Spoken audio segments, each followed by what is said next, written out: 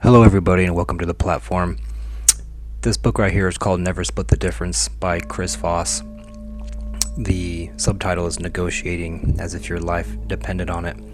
And I'm mentioning this book because, well, first and foremost, it's a very good book. It's a book about primarily how to get what you want in a negotiation scenario. It could be from anything like lowering your rent to a big deal. Let's just say you're working at a large company and you have to sit at a negotiating table that'll require a big negotiating phase, and from something like that to negotiating like Chris said in his masterclass ad, everything's a negotiation. Even you negotiate even when you're crossing the street. And so the subtitle is Negotiating as if your life depended on it. And I would like to add, or kind of change that, and talk about how we negotiate with ourselves every single day. And so I came up with a few drawings here. And these drawings are just symbolic. They're something I just created. I just quickly made up just to be able to reference it for myself, and I'll explain them. And the whole idea of this video is how we are constantly negotiating with ourselves, and how we're always negotiating against ourselves as well. So it's like there's two parts to us, and everybody has a right to learn more about the nature of themselves. I'm not an expert, and there are experts out there, but it doesn't matter if you're an expert or not. Everybody has a right to at least embark on the journey of understanding themselves, understanding the nature of themselves. And nobody has any real answer.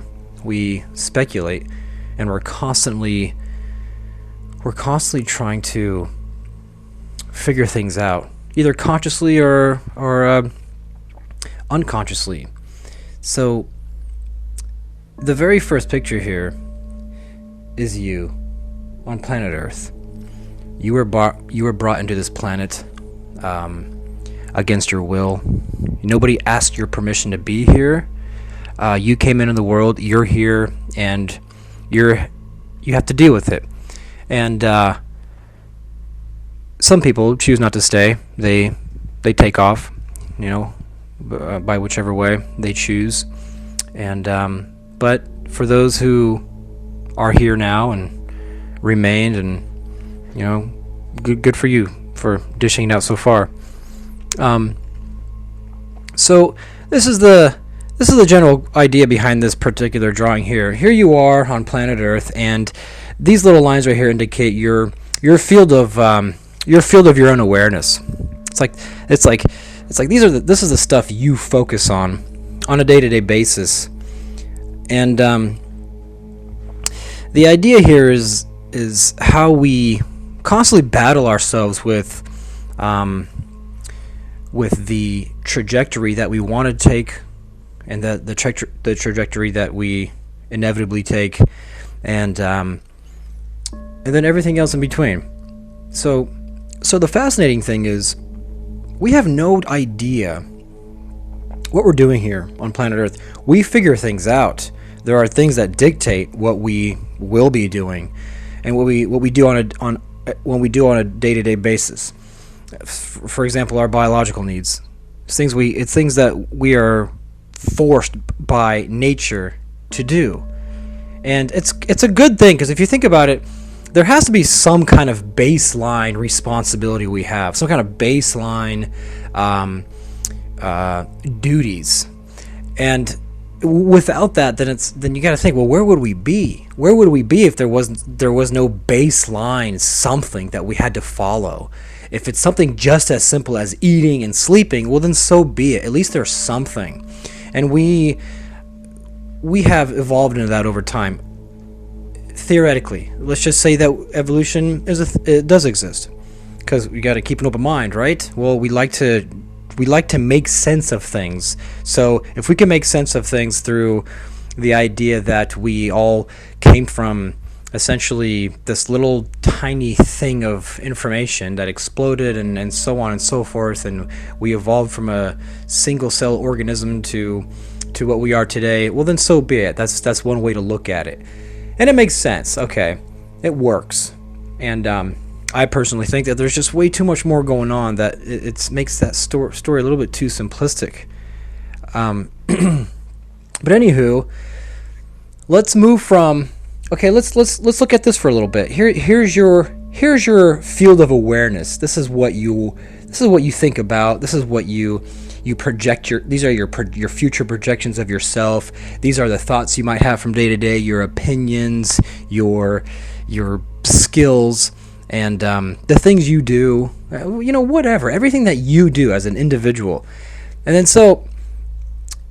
and the interesting thing is, here you are on this little ball in the middle of space, and that's an interesting concept. It's if you start to zoom out and you look at where you are in the universe, it's kind of mind-boggling. But the thing is that we get so tied up with the things that we get ourselves involved in that we forget that this is how we exist. Okay, so moving on. So here's your field, and now over here we have the this is your brain, and this is the line that divides the conscious and the subconscious. And we've all heard it, it's like you operate only 5% from a conscious perspective, and the rest of the things that you say and do and think and all the way down to the deepest fundamental level, it all comes down from your subconscious. That's 95% of all the things listed above comes from the subconscious, and it makes sense. You think about it long enough, and so the interesting thing is, and again, the whole point of this diagram is to kind of understand the nature of yourself and why it is that you do the things you do, like what interests you, why you maybe fall short of things that you want to do, and how you think, and it can just get more and more interesting and complicated. But from a very simplistic starting point, it's pretty much like, why are you the way you are? Regardless of where your walk is right now in life, regardless what your social status is, and so this next picture here sort of depicts your want, and then who you are at the moment. And the reason why it's drawn like this, with this line dividing it through the middle, it's kind of like a lever, and so it's almost as if there's two sides of you at any given time, and it's what keeps us balanced. It's like you have the side that you are, and then the side that you want to be. There's like two projections there, and so that's how you stay in balance. And this is all just theory, obviously. So check it out. Here you have the idea of your subconscious and conscious mind, your wants and your wants, your projected self, and then your actual self. And imagine it spinning on kind of like an axle. So that's what keeps you whole and balanced. And what I mean by that is, when you go about your day, you have the ability to do so because there's a balance to you. And I don't mean physically. Well, I'm talking about mentally here, psychologically. Why you don't go crazy. And some people do. Some people do go crazy. Schizophrenic. They go mad. And some people fall into mass depression. And so what happens is, that's what the interesting thing is, if you start to fall in one direction too much, it's like nature saying, hey, that's not good. That's not what you want to happen. And the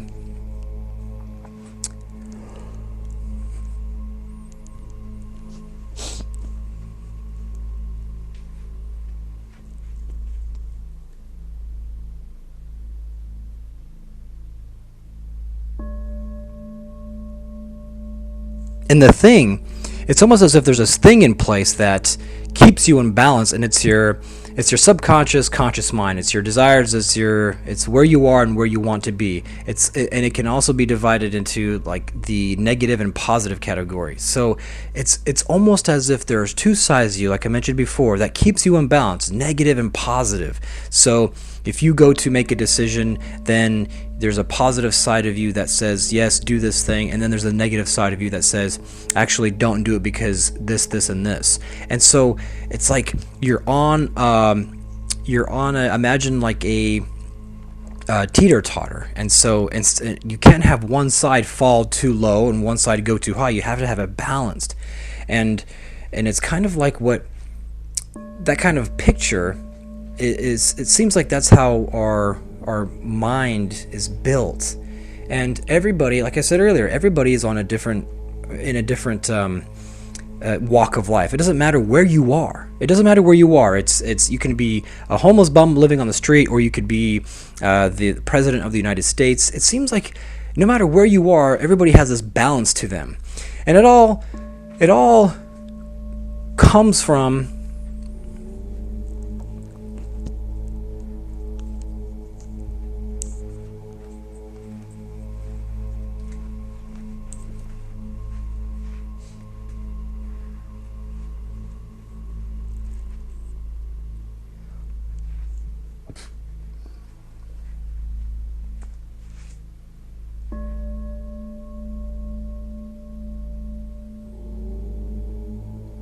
And so another question is, where does it all come from? Our specific scenarios. And if you look up the works of people like Bruce Lipton and Joe Dispenza, John Ashraf, these guys, and there's a lot of guys who talk about this, and those are just some of the few that I personally pay attention to. They talk about the conscious and the subconscious mind. They talk about programming and conditioning. And so if you're born somebody who, let's just say you're born in poverty, and that's typically where you're going to get your conditioning from. That's how you're going to be cultured through that environment, and your belief system is going to arrive from there. And the same goes to anybody through all different walks. If you're born in an extremely affluent, cultured, let's just say educated family, then environment, then that's going to most likely it's going to set the trajectory for the rest of your life, and you're going to pass that on. And the interesting thing is, I forget who said this, but they said something along the lines of, if you show me somebody before the age of 7, I will show you exactly who they'll be well into their adult years. And the whole idea there is that once you're already programmed, by age 7, all your programming is relatively going to stay the same throughout the rest of your life. And then you got guys like Bruce Lipton who come in and say, well, that is actually false. That's the old model. We now know that the brain is capable of doing much more, and which is great. It's a really interesting concept. And what's interesting is you can live your life a few different ways. You can just not care about your circumstances. You can just completely accept how you are and the way your life carries out. Let's just say you're somebody who always seems to be running into hardships in life, and maybe it's always financial, or maybe it's not. Maybe you're just a very dramatic person. You're constantly finding yourself in turbulent scenarios with other people. Always dramatic. Maybe you're very stressed and you're unhealthy. So it doesn't matter. We can't correlate like wealth with happiness or poverty with sadness, because we all seen, and I would say most of us have witnessed that. Hey, if you see perfectly happy broke people, you see perfectly miserable wealthy people, and then same thing on the other side. You can see super happy wealthy people, super sad poor people. So it's all you can just mix and match, and it all makes sense. But the thing is, it's all about the double mind, which is very fascinating. It's like, how does that all work?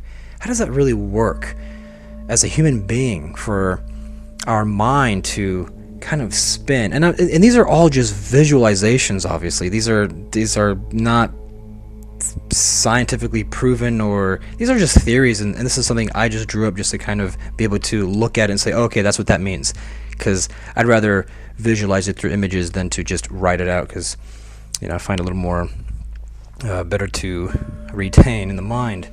And so if you were to kind of like look at this, for example, this drawing right here, and say, okay, well, let's just say this is subject a wealthy individual who, let's just say, lives in an affluent part of the world, and maybe let's just say they're involved in politics or something boring. So this is who they are. This is who they are. This is like their subconscious. This is their conscious. Or you can say, well, who knows what the axle is? Who knows what that is? But it's something spinning around something that's that has a center. And let's just say that this is who they believe. This is their culture. This is how they were. This is how they were conditioned. This is their deeply rooted beliefs. It's something that they can't fight. They can't take away, because it's always there, no matter how hard they try to sever themselves from it. And it could be something just as simple as like a culture. And then you got this part of the brain that is the part that lives in the non-material. This is like the projections we have for ourselves, or who we think that we are, or what we want to be. And so this, or again, like positive and negative. And it spins and it circles each other. And I feel like that's why it's so hard to change as a human being. Because, and like the person who said that, show me a person before they're 7, I'll show you who are well into their adult years. It's kind of like goes along the same theory there. It's like something gets set. It's like spinning a top. If you spin a top, you have the axis, and then you have, let's just say, east and west side that just are constantly spinning around each other, or constantly taking each other's place, but at such a rapid pace, from a distance it almost looks still.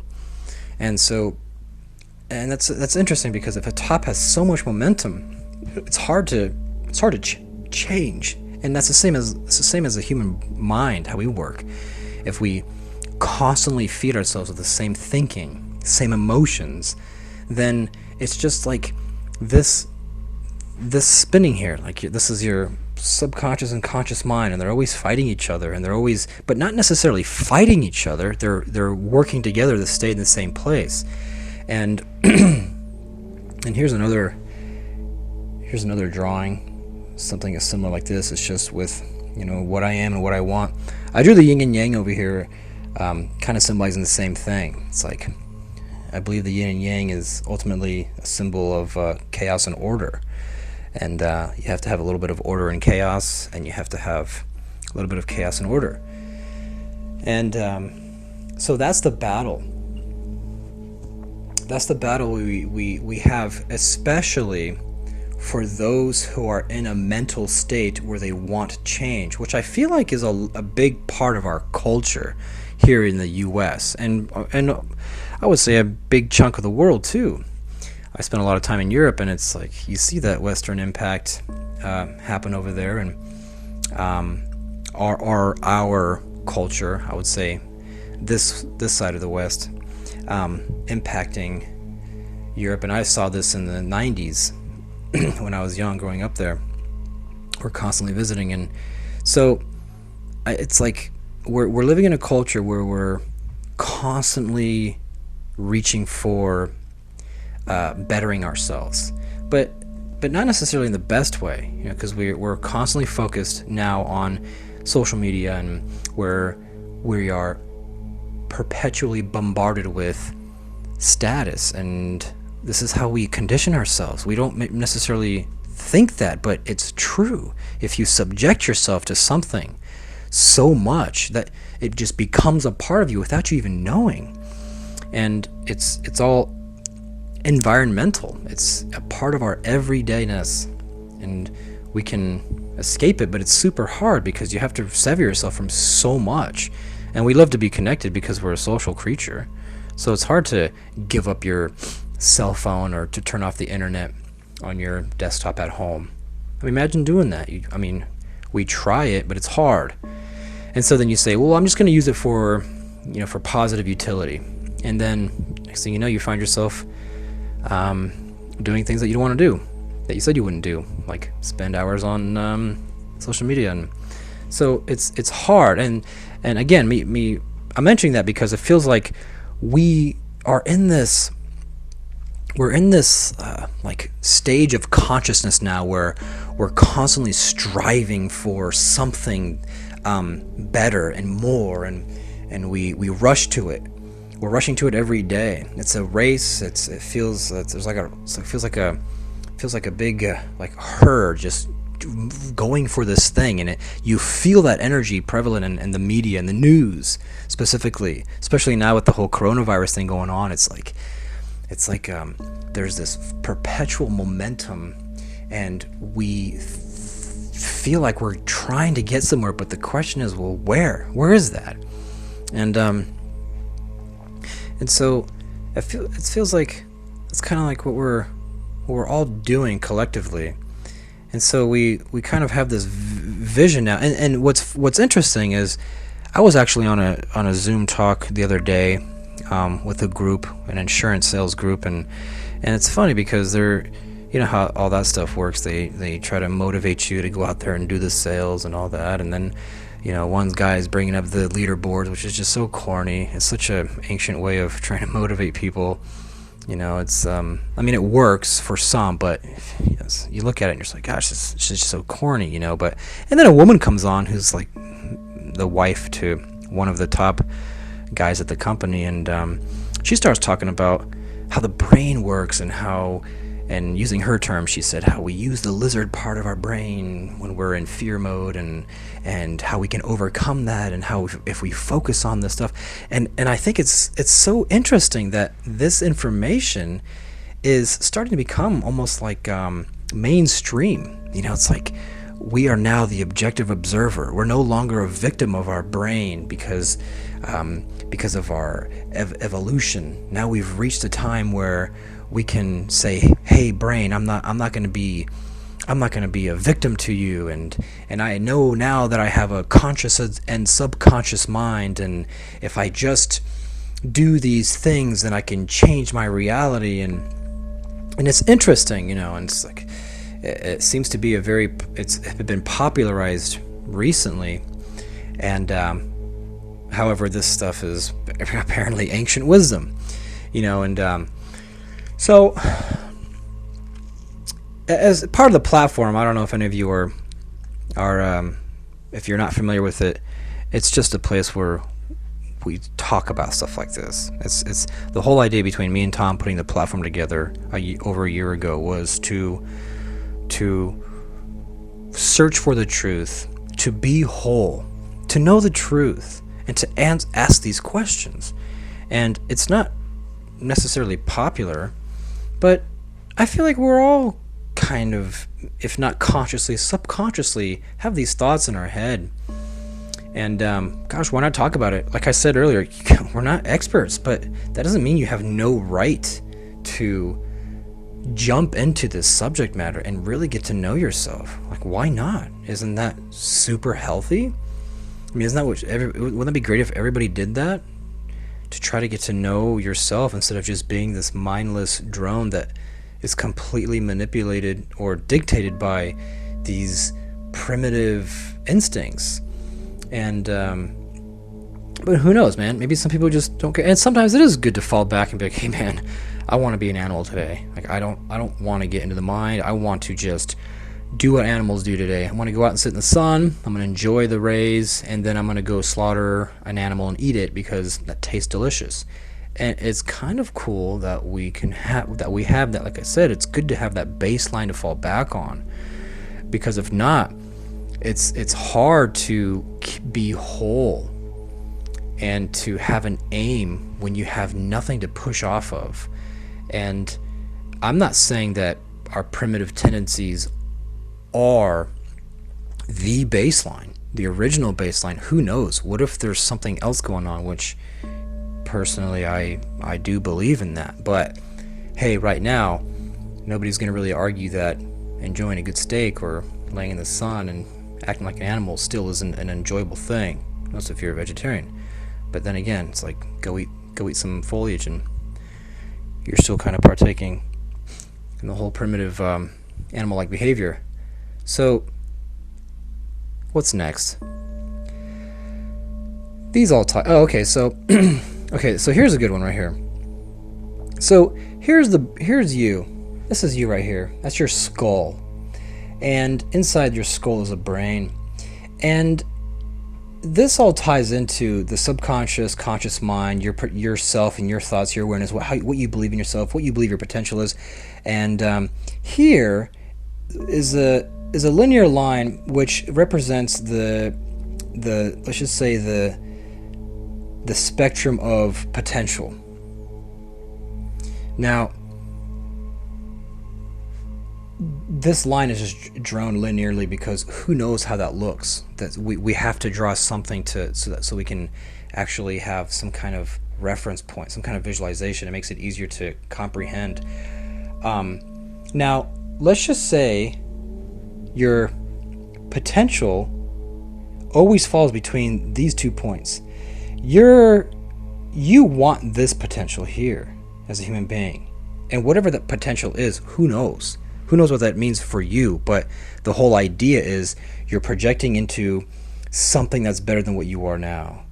And by better, who knows what better means? This is all just words. But if we can kind of get on the same idea here, or at least start to think the same way, then we can get the idea. And so here you are, and you're always falling in between this line, these 2 lines. And so what does that mean, really? It's like it's relevant, right? It's just like, let's just say you're somebody who, let's just speak in simple terms like finances again. Let's just say that you're constantly, every year goes by, and you're always making between $45,000 and $55,000 a year, and you're always falling between these 2 points. Well, again, this all ties back to what your subconscious mind, what data is stored in your subconscious mind. So if your data, if you grew up, if your awareness is only, let's just say, lack and barely getting by, and let's just say you wind up in some sales position or just whatever position, a life position where your annual income is something like between these lines, but you could be over here, it's all a result of your subconscious mind. Your subconscious mind dictates what your consciousness, what your actions are going to be. Even though you say to yourself, gosh, you know what, I'm really going to push, I really want to make that $150,000 next year, and guess what? Your conscious mind is like, yeah, this is how it's going to work, but then your subconscious mind says, okay, well, check it out. When a year goes by, guarantee you're going to fall back in between those lines. And again, this is all the new cultural, this is the new fun information that everybody's having a great time with, the subconscious, conscious mind stuff. And so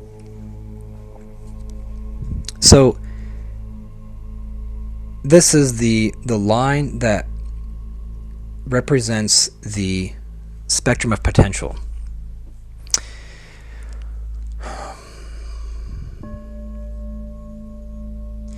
What makes this picture interesting is it doesn't necessarily have to be a spectrum of potential of anything.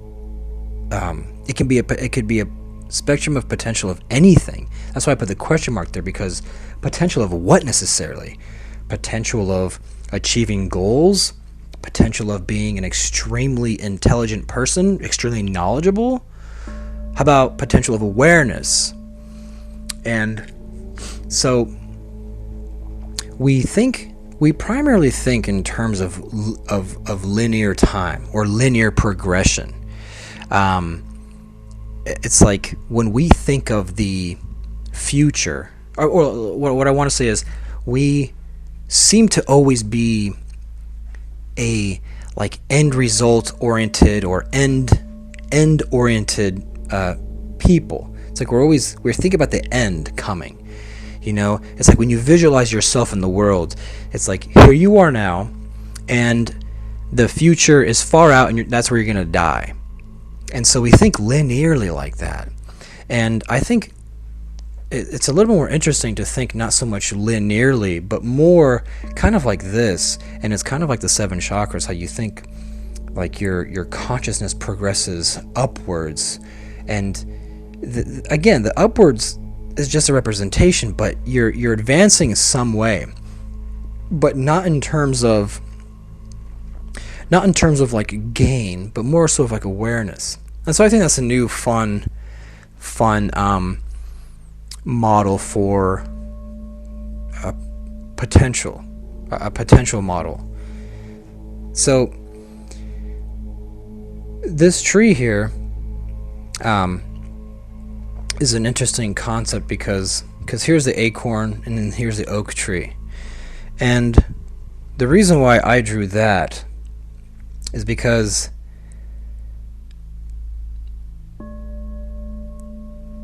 it ties in with this picture here, with what's going on previously. So, we're in that, we seem to be cycling around a positive and negative, or subconscious and conscious mind, and we feel like we want to progress on a linear path.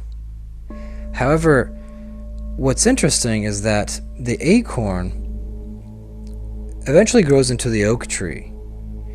And the reason why that's interesting is because you have to ask, or you wonder, the acorn becomes the oak tree.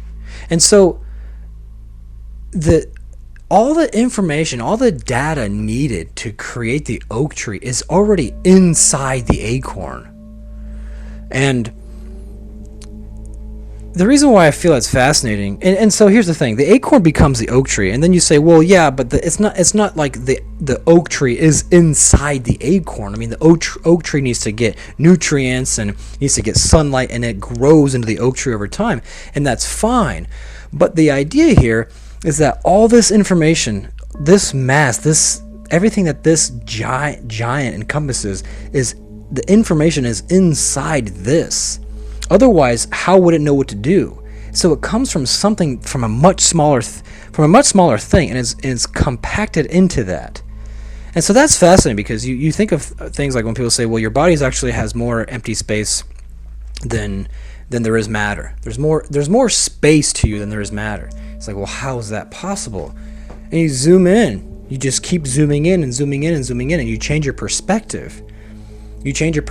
And so, like, if I were to look at a galaxy on a picture, if I'm zoomed out super, super far away, the galaxy almost looks like a solid piece of mass. But if you were to jump in a spaceship and start traveling into the galaxy, you would start to notice that, holy moly, this is all stars and planets that are actually very, very, very, very, very far apart. And so that's fascinating. And so we as human beings are a thing of mass walking around on Earth, on a ball.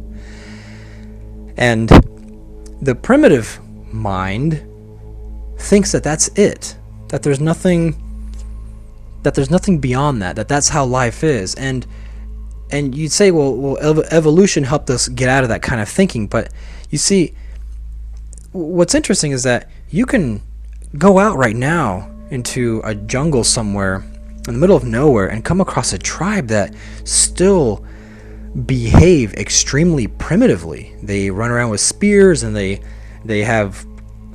make fires, and that's how they prepare their food. And they live in little huts made out of sticks, and then you fly over to some fancy city in the US somewhere, and you come across a giant supercomputer like IBM's Watson that can do incredible calculations and do things like map the universe. And it's like, holy moly, how does that happen? How is that there's this primitive tribe, and then you have this extremely advanced technology, and they exist at the same time?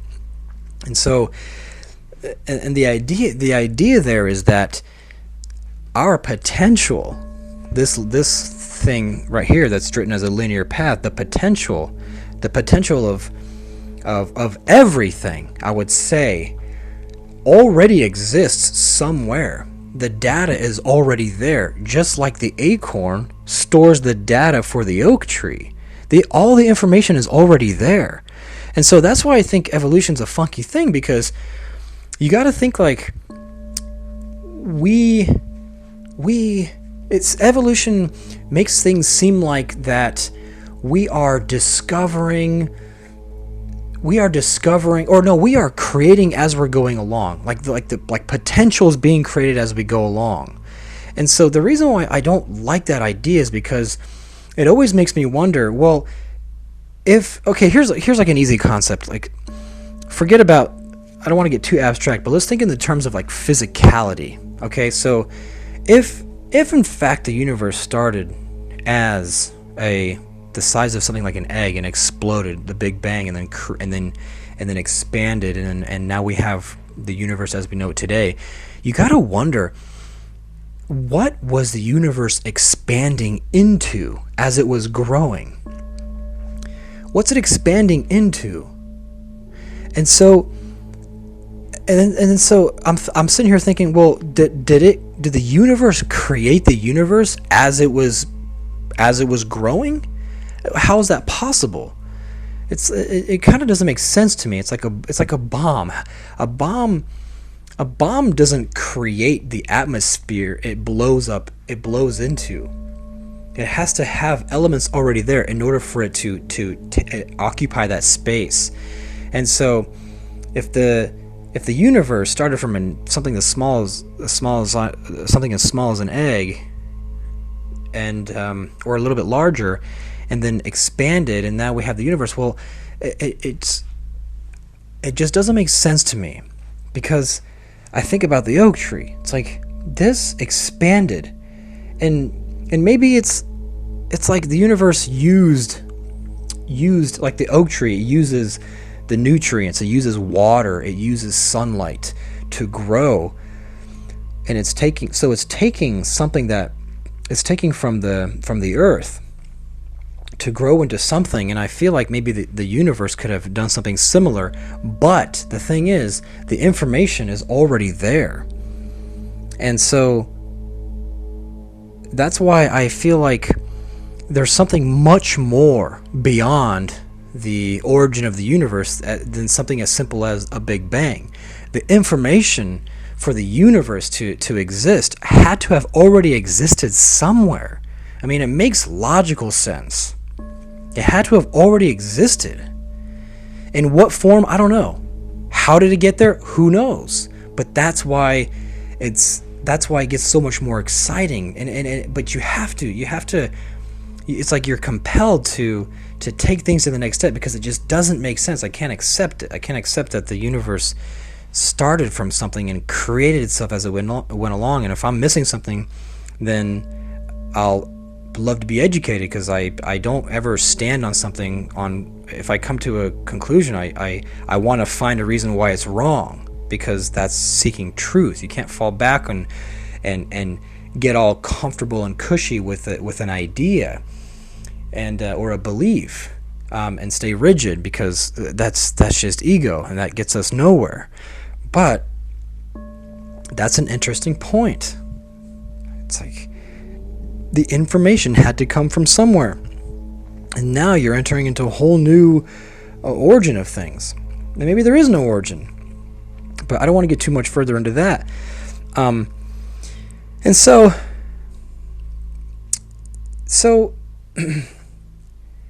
the next picture here is a picture that represents perspective. And there's an interesting that happens to like consciousness when you shift perspectives. And in order to shift perspective, you have to first be open to shifting your perspective. And a lot of us, we grow old in our thinking, and we don't like to shift our perspective. We don't like our foundation shattered. We don't like to be disoriented. It's a very uncomfortable thing. So that's why we like to stick to routines. That's why we like to manifest ideas. That's why we have goals and we achieve them. Is because we want things to be somewhat what's the word looking for? Predictable. And it makes sense, because if every day was so unpredictable that you couldn't make any plans, well, then it'd be utter chaos, and we wouldn't have a society or world that functions the way it does. I mean, even the sun sticks to some sort of mode of predictability, and the sun's going to be here, and then tomorrow it's going to be here, and then the next day it's going to be here, and it's going to happen all over again. And it makes sense. It makes sense that there's that order. What I'm trying to say is that it makes sense that order keeps us from going absolutely insane. But the thing is, when there's too much predictability, when there's too much order, we grow a little weary. And that's why the yin yang makes so much sense, is because it's like, look, here's your order, but look, there's your little bit of chaos. You gotta have it. Here's your chaos, but you gotta have a little bit of order. It makes sense. You gotta have it. It's what makes things work. Having the order and chaos work together. And so the next picture, like I said, is perspective. Perspective, and this is the symbol for knowledge. Now, here's a cool little story. Tom told us, I think, before on one of our previous platform recordings. There's a guy on a train, right? And he's reading a newspaper, and he's traveling, and he's on a few-hour trip. That trip's going to take a couple hours, and there's this other guy next to him. And the guy has two kids, and the kids are rowdy. They're running around. Let's just say they're two boys, and they're running up and down the aisle, and the guy reading the newspaper is trying to keep to himself, and he's just getting extremely agitated. And he's trying to keep his cool, and but it's getting harder and harder. The boys are still getting rowdy, and the father, is doing nothing. He's just sitting there. He's like almost in a daze, is just kind of like blankly staring out the window, and the guy reading the paper just can't believe it. It's like, gosh, how could you just let your kids be so obnoxious? Like, have you no respect? Do you have no consideration for others, the privacy for others, and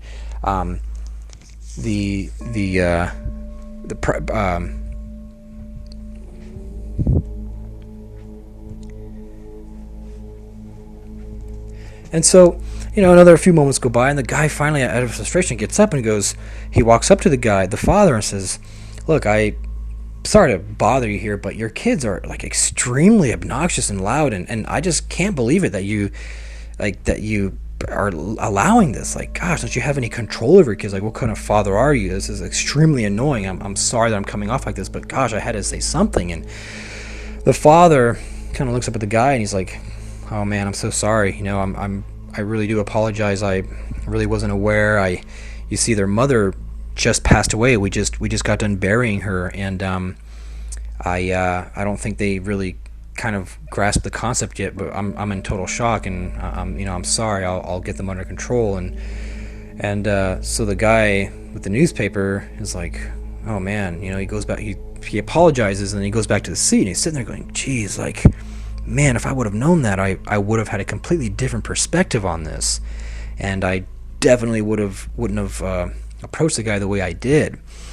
And so that right there is it's a very small example of how our perspective changes because of the knowledge that we have, or that we can get. And so the reason why I drew this after the tree and the acorn is because if something like this were true, then it just takes a shift in perspective to be able to be aware of something like that. But in order to be aware of it, you have to have awareness and knowledge in order to be able to shift that perspective. And in order to know these things, you have to have a willingness to shift your perspective.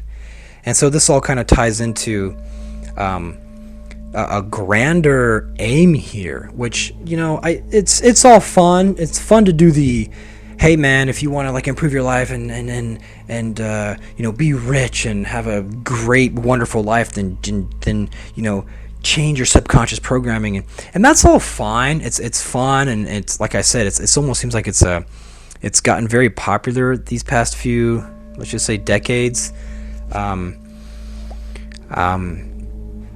For whatever reason, so that we're not just simply a victim of who we are. I think it's interesting how this has really become more mainstream in the past few years because of the rise of social media. And isn't that funny? Look how we live. Look how we are evolving. We used to be a creature where we could just sit in a field or in a cave and not worry so much because we just were focused on ourselves. But once we started to observe others and saw how others lived and saw what others were doing and what other potential other people had, it made us start to adapt. And so we had to become aware of certain things like the conscious and the subconscious mind. And again, going back to this picture here, it's not like the information, this kind of stuff, it's not as though we created it. We just became aware of it, and our perspective had to change.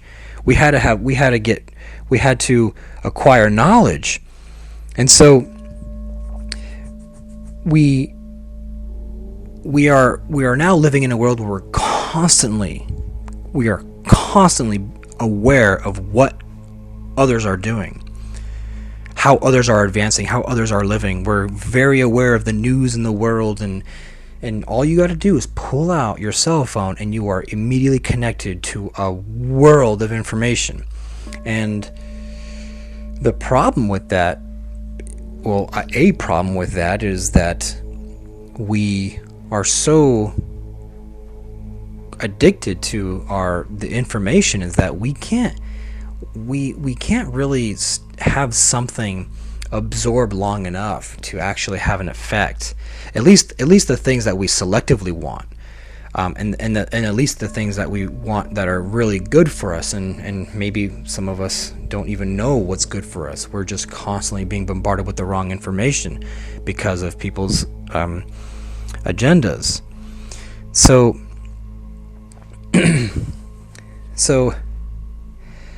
I put a star next to this image here because this image represents belief. And this is all just fun stuff to think about. It's all theoretical, and I mean, if you apply some of the stuff, you'll see that it's not theoretical. I mean, who's going to argue that you're not a victim of your upbringing, your surroundings, your conditioning, that does not sit deep into your subconscious? I mean, why are you the way you are?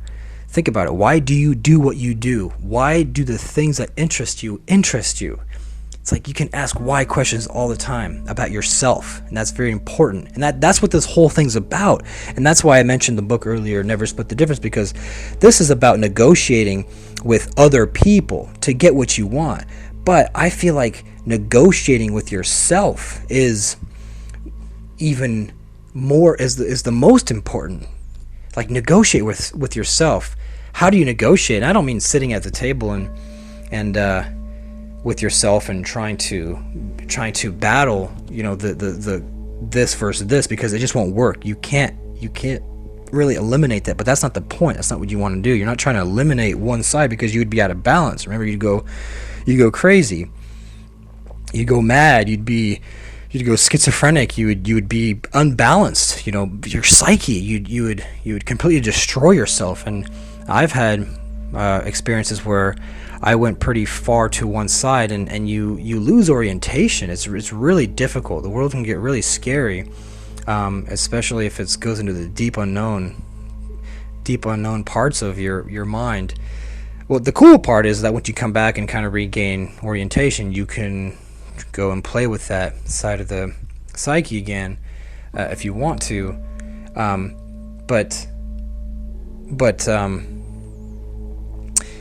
Oh, I lost my train of thought. But so what makes all this interesting? It all eventually comes down to raising your consciousness and becoming aware of other things and changing your perspective and being open to these things. So now this picture, like I said, it demonstrates or symbolizes belief.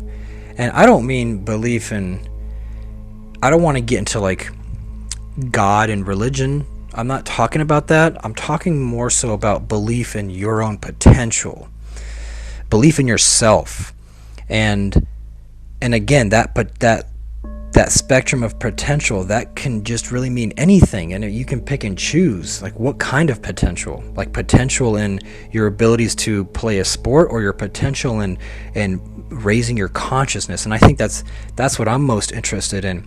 And I feel like as a creature on this earth, that is going to be our vital, necessary, not inevitable, but inevitable if we want to remain here, to have a conscious revolution. You had your agricultural revolution, you had your technological revolution, and I feel like the next revolution, the next step that we have to take is an evolution of consciousness, especially now with the incredibly fast advancement in artificial intelligence and computers being able to do these ridiculous things now. I mean, and not to mention robots, autonomous robots, and the integration between all the above. It's going to be a very interesting time. And then you got to think, well, where are we going to go? Are we just going to be sitting around and doing nothing? I don't think so, because I think what's going to happen is if we don't expand our consciousness, we're going to get left behind, and not in a fun way. And I don't mean left behind by like robots running the world. I just mean where our awareness is going to have to go into a different place because of our incredible advancement.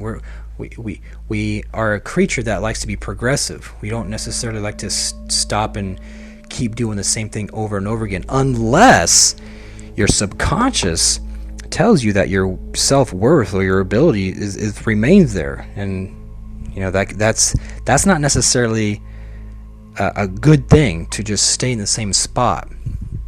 It has its utility in certain points in life, but you kind of want to be open to adaptation. And sometimes some people don't want to adapt; they stay put. But sometimes it feels like it's because it stems from not a positive subconscious program. So anyway, so here we are. I want to wrap this up here. So belief, I put a star next to it. And so belief happens like this. You either receive it or you reject it. Here's your brain, here's your mind, here's your psyche, here's your spirit, whatever you want to call it, the thing that retains something that you hold on to and accept. And a thought, something in the abstract, in the meta world, not anything physical. And so if you reject something, then you're going to not have a new awareness, which goes along with knowledge, which goes along with add perspective to it. Then you're not going to change your consciousness. It's like, what are you conscious of? What are you aware of? And I know I'm kind of like intermingling consciousness and knowledge and awareness. But again, this diagram, what this pictures represent, is your perspective plus knowledge plus belief can alter consciousness, and or at least elevate it. And that's what it represents. It's like, what level are we on right now as a species? Like, what level of consciousness? Because we can continue down a linear path of progress And it seems like that's what we're doing. It's like we've had this linear progress for thousands of years, agricultural, what else do we have, technological, and these revolutions seem to be like on a linear path of progress. And the question is like, where are we going? What is the result we're aiming for? And I don't think it's a linear, and I don't think the answer is linear. I don't think we're striving for something at the end. At least that's not what we're supposed to do, but it feels like that's how we're headed. And that's how we're typically conditioned to think from a very young age, is we think like end result, we think like death, we think linear path, we think in terms of numbers, days are counting down, our lives are getting shorter. And so we kind of have that like perspective, and I think that's wrong. I think it worked for a while, but that needs to change. And again, what we need to change into already exists. The data, the information is already there. We just need to shift our awareness, because knowledge and awareness plus perspective plus belief will change our consciousness. So what's the belief? Well, the belief is can we change our consciousness? We have to be able to believe that. And because if you don't believe it, you're not willing to accept it, and you'll never change it. And so the interesting thing here is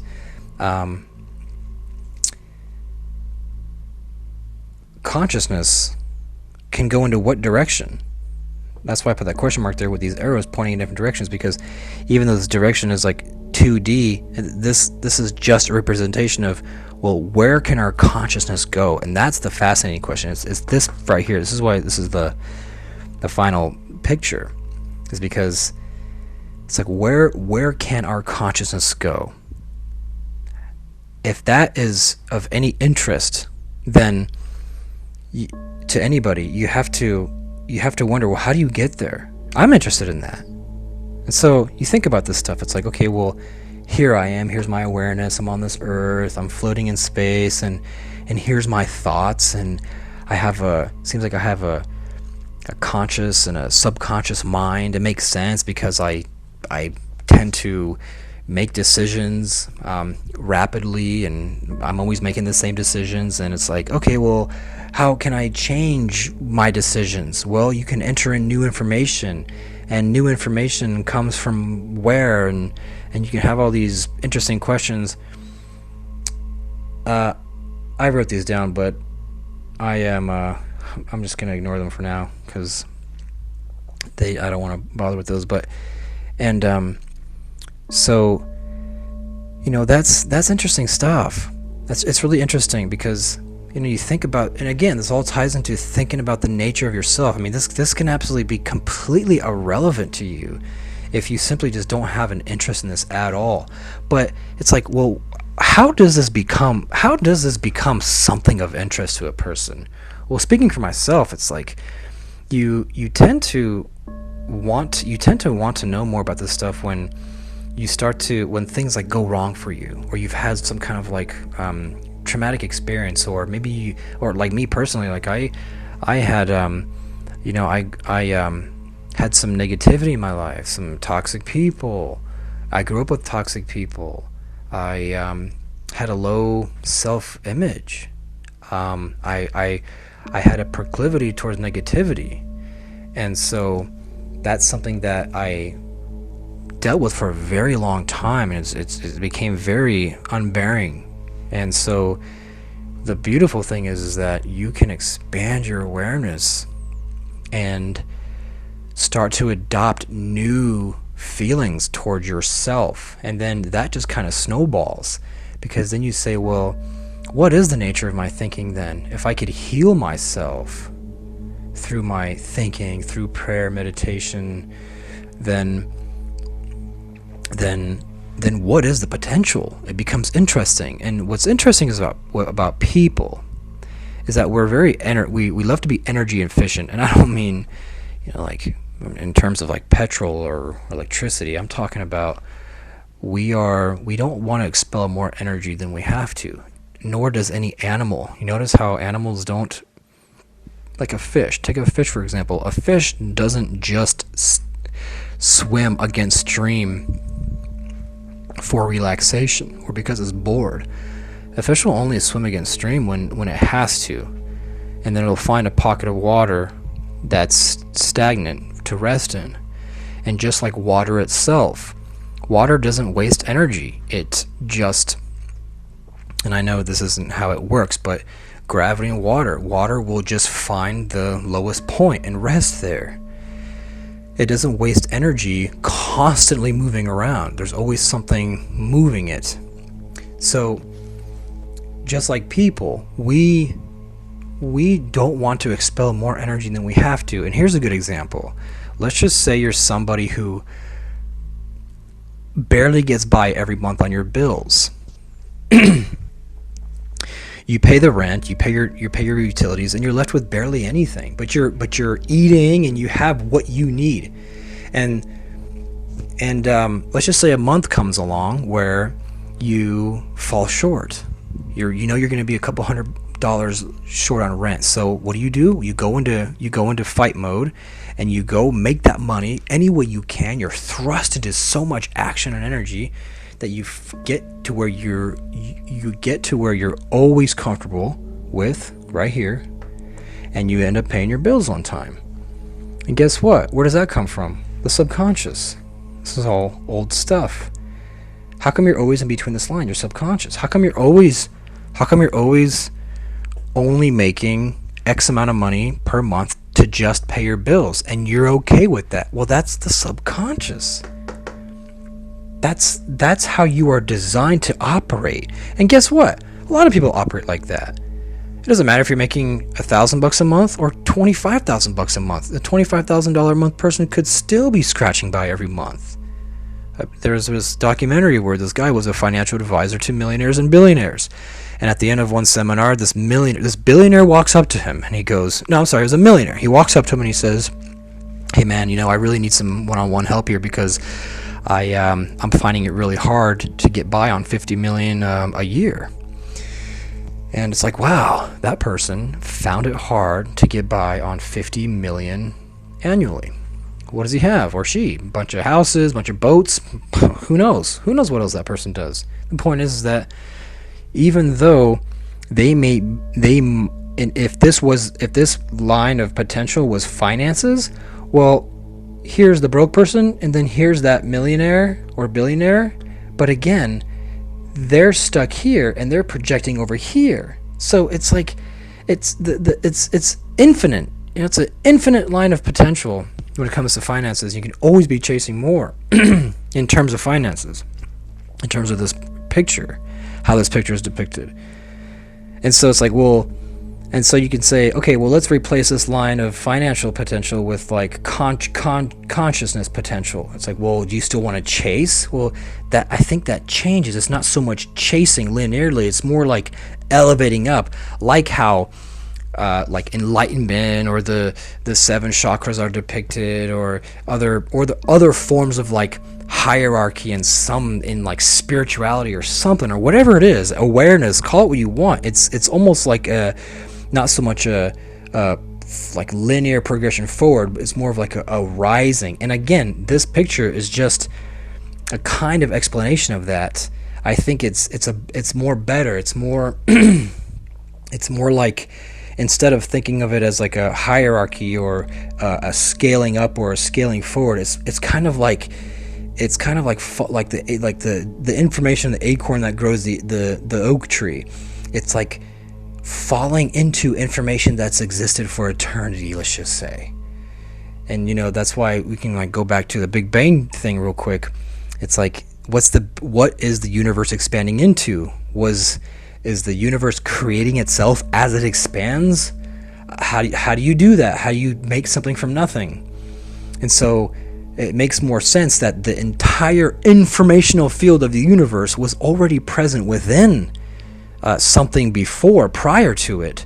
Then that makes a little bit more sense. And so then that makes things of the future not so like important, or that we should long for, because you can always be in a perspective of in a perpetual state of longing. That's the subconscious. That goes back to the subconscious, where you're you're always wanting more, never satisfied, and that's a conditioning that's been programmed into you, either by culture or your family or yourself. I don't know where you'd get it from, wherever you get it from. And so it's like, why can I ever be happy just where I am? And so that's another way to look at it. But yeah, so consciousness, elevating consciousness, accepting, being open to new thoughts, like and belief. That's very important. It's like, how do you change your subconscious? Well, you have to believe. You have to believe the information that you receive. So if somebody were to walk up to you and say, like somebody like Bob Proctor or Bruce Lipton or Joe Dispenza, how those guys do it, they say, hey man, don't you know that your brain, that you are actually two entities, your brain split in two, or that's obvious, but it's like you have a conscious and subconscious mind. There's more to you than you think. You operate primarily out of your subconscious, 95%, and 5% is your conscious. So conscious. You can say, hey man, I want to be like this. I no longer want to be like the way I am. I want to do this and that, and I want to become this person. That's how I want to see myself.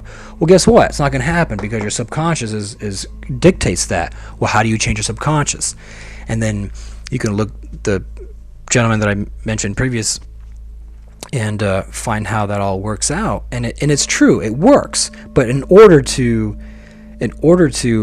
be a happy person, if you're always negative, you have to be willing to believe what the guys and girls are telling you when explaining the steps into changing the subconscious information. And it's fun. If you're a miserable person, you could be happy. You just have to change perspective. And in order to change perspective, you got to get some knowledge. And in order to receive it, you have to believe it. And that can change your subconscious. And if you want to take it further, you can actually change your consciousness. And I guess conscious and subconscious, this is more of like on a bigger scale. It's like what we're aware of on a daily basis, like as a human being, as a creature of creation. I believe that this right here, the data that creates the universe, let's just say, that data was long before something like the Big Bang. The Big Bang is a possibility. Okay, so big deal that the Big Bang created the universe. Big deal. That doesn't mean that the universe that we live in is the beginning of time. That could just be the beginning of the universe. This one universe. What if there are multi-universes? How do we know? There's theories that say that there's multi other universes out there. I don't know what that means, but the whole idea is that everything that we believe that exists might just be existing in one realm. There could be multiple. So, but the idea here is that I personally believe that the data to create the universe, let's just say this is the universe, this is the ball or the little egg, the Big Bang. It was something the size of the egg, an egg, ostrich egg or dinosaur egg, whatever it was. That data came from somewhere. So that's where it gets really interesting, because you're like, okay, you could just think step A, step B. Okay, here's the universe. It came from an acorn, something the size of something very, very small, but all the data was inside here already, and it created the universe. The universe is expanding into a field of information that already exists. But then you say, well, where did that come from? And then it gets really exciting. and that's something for another platform. But I'm gonna. I know I said I was gonna wrap it up probably 25 minutes ago, but real quick, I wanted to mention something Carl Jung said, which is fascinating because it ties into all this stuff. Carl Jung mentions in an interview that the person who is internally based is just as valid as the person who's externally based, and I think that's a fascinating observation, because it's so good. Because if you're somebody who's materially based, externally based, then you're gathering your feedback, the feedback mechanism the feedback information that you base everything off of comes from the external world, the stuff that you see, or things that you hear in the external world, and ideas that you get from the external world. But what makes Carl Jung's his statement so fascinating is that it makes us enter into a perspective where we believe that the information inside the unseen world is more relevant than what it creates, and the origin of where that information comes from is much more relevant than what it creates. That's fascinating. I'll actually put that clip on this video when I edit it. I'll put that clip of Carl Jung saying that. When you observe the world, you see people, you see houses, you see the sky, you see tangible objects. But when you observe yourself within, you see moving images, a world of images, generally known as fantasies. Yet these fantasies are facts. You see, it is a fact that a man has such and such a fantasy. And it is such a tangible fact, for instance, that when a man has a certain fantasy, another man may lose his life. Or a bridge is built. These houses were all fantasies. Everything you do here, all of the houses, everything was fantasy to begin with. And fantasy has a proper reality. That is not to be forgotten. Fantasy is not nothing. It is, of course, not a tangible object, but it is a fact nevertheless. It is, say, a form of energy, despite the fact we can't measure it. It is a manifestation of something. And that is a reality. That is just a reality as, for instance, the peace treaty of Versailles or something like that. Yeah. It is no more. You can't show it. But it has been a fact. And so the psychical events are facts, are realities. And when you observe the stream of images within, you observe an aspect of the world within.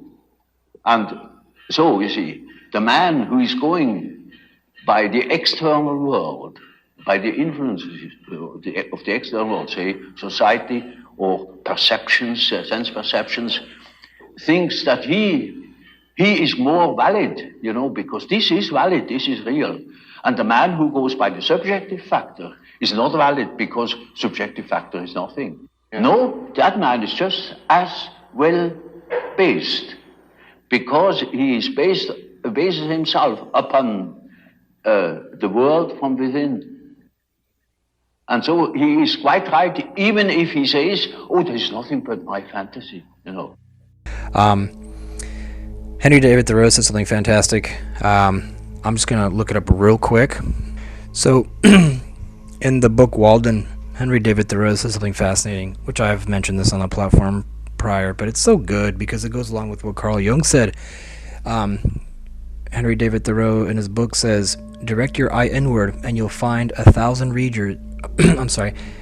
Direct your eye inward and you'll find 1,000 regions in your mind yet undiscovered. Travel them and be expert in home cosmology.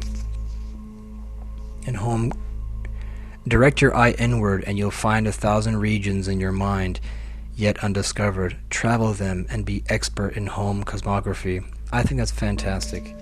It's just another testimony to someone who spent a lot of time internalizing, and I think there's a space there that is filled with the information that is more important than material information. And then lastly, I have here WD, which stands for Wayne Dyer, and I think this is just kind of more simplistic. Well, actually, it's not simplistic. It goes along with what Jung and Thoreau said, but it's actually really pertains to like wanting to change out of what you've always been and the results you're getting and how you feel about yourself and just your consciousness alone, and it pertains to the subconscious. And he says, Wayne Dyer, in this it was like a documentary he did back in the day. They shot it at his home in Hawaii, and on an island in Hawaii, and he says that you don't get what you want, you get what you are. And I think that's fascinating. But anywho, thanks for paying attention or listening, and if this is anything interesting to you, great. We're gonna keep making videos, and yeah, I think it just never ends, the wanting to know yourself more, discover more about yourself, and it's fun to go through life just kind of take things as they come, but I don't know, man. I think the world it's really fascinating what's going on, and when you're younger, you're having a great time, you're running around, and you're not so focused on these things. And I think that's also interesting too. I think what's very fascinating is if you don't want to know something, then you're not going to search for it. You're not going to care to know any more information. But if you want to know, if you want to believe, and you're open to receiving information, another world starts to open itself up to you, which is great. It's just very fascinating stuff. But anyway, thanks for watching the platform, and I'll see you next time.